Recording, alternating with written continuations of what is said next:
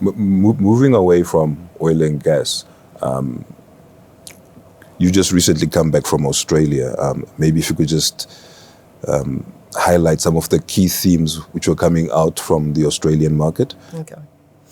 When we attended the Down Under conference in Australia in Perth, we've clearly picked up in the discussions with the various mining houses that's there, that Africa is a very important part, of their portfolio. So we've picked up, that, apart from the normal precious metals, that many of us look at, that there's a focus on, on iron ore, there's a focus on mineral sands, in Africa, as well as a bit of focus, again, on the newer type of commodities, like graphite and lithium, etc.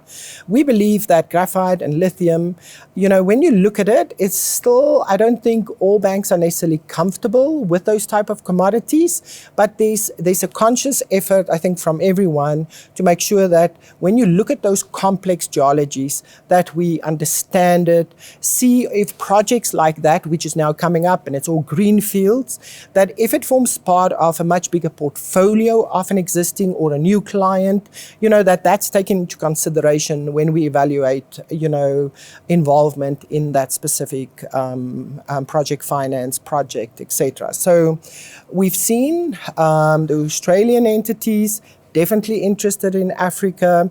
We believe Africa is still a very big source of, metal production that will come out. So I think they're very positive about the African countries. But what we've said in the past as well, political environments, stability of rules and regulations and taxes is going to be vital for the success of any country. All of that, all of the things that I've just mentioned have got a big impact on the country rating. So if the IMF, have difficulty in,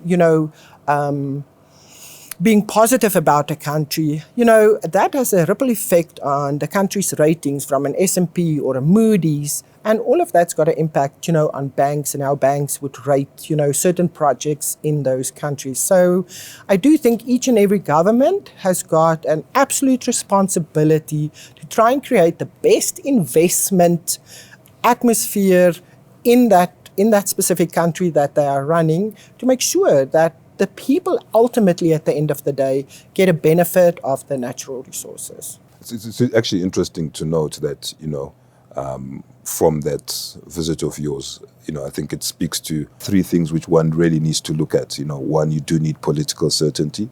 Two, you do need policy certainty. And three, you do need financially viable projects. Does that mean from a Absa perspective, we open for business across the whole continent? No doubt in my mind that we are open for business. If we are comfortable with a country, comfortable with management of the entity that we are looking, at, for the specific project finance in whichever commodity, I do think each and every project we will evaluate on its own merits, and clearly the country that they're in is going to play a very big role, and open for business in mining metals, oil and gas, as well as looking after the moving around of those commodities across the various borders. I think for us, 2019 was quite an exciting year. We believe 2020 is positive. I think we will all look out for all the elections that's coming up in our various countries in Africa. And again, the stability of those countries will determine a whole lot of investment happening or not.